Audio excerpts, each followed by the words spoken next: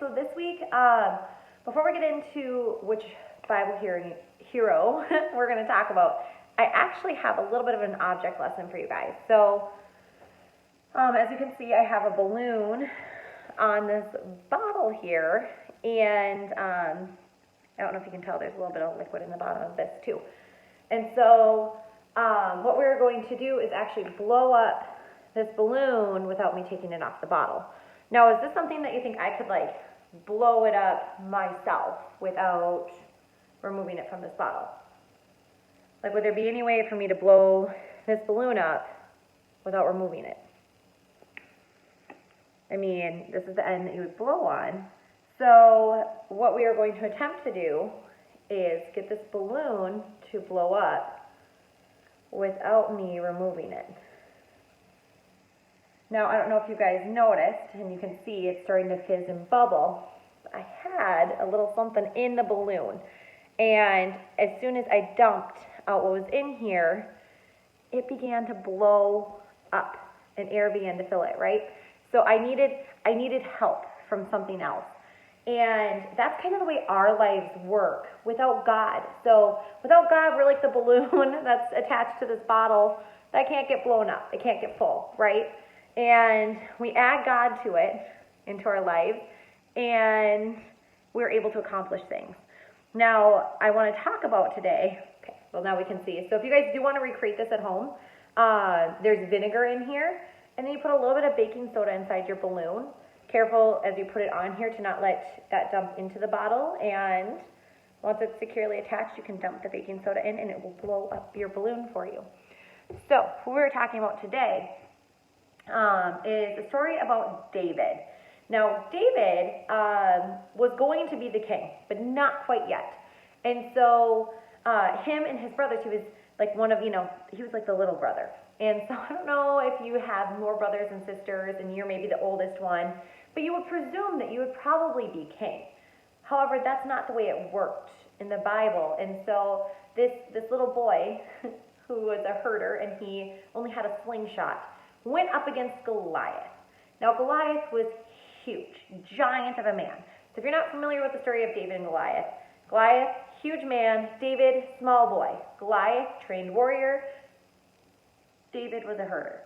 So, I mean, you wouldn't think this would be an even battle, right? It would seem impossible, just like trying to blow up our balloon without removing it, right?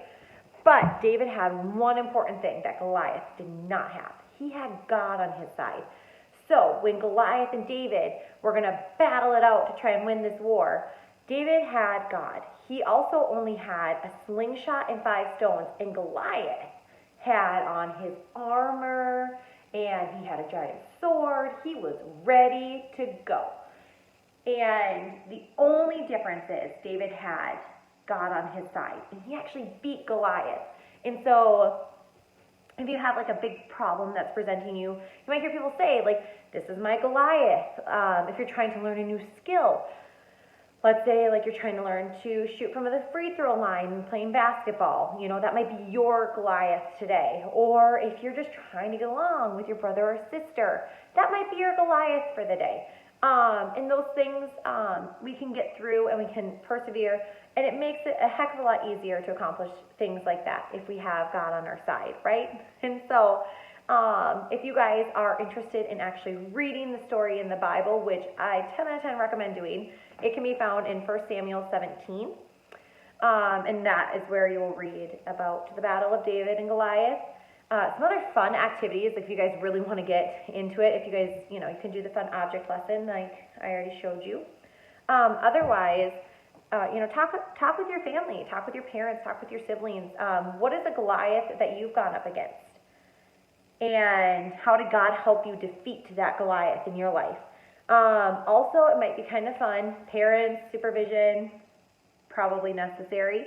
But you could figure out how to make a slingshot and practice shooting your own rocks. That's kind of fun to do.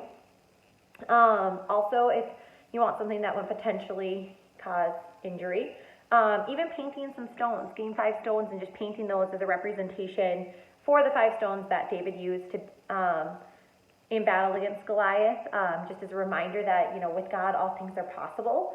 that is kind of a fun activity too, a fun little art project. So I encourage you guys, like, I just want to know about how you experienced that story this week. So I want to know what your Goliaths are and how we can be praying for you guys as you are defeating your Goliaths. I want to know, what battles are my bridge children up against these days, and how can we be praying for you guys as you are going up against those. So I hope you have a wonderful weekend and a week ahead, and that God continues to bless us with this really awesome Midwest weather. All right, I'll see you guys next week.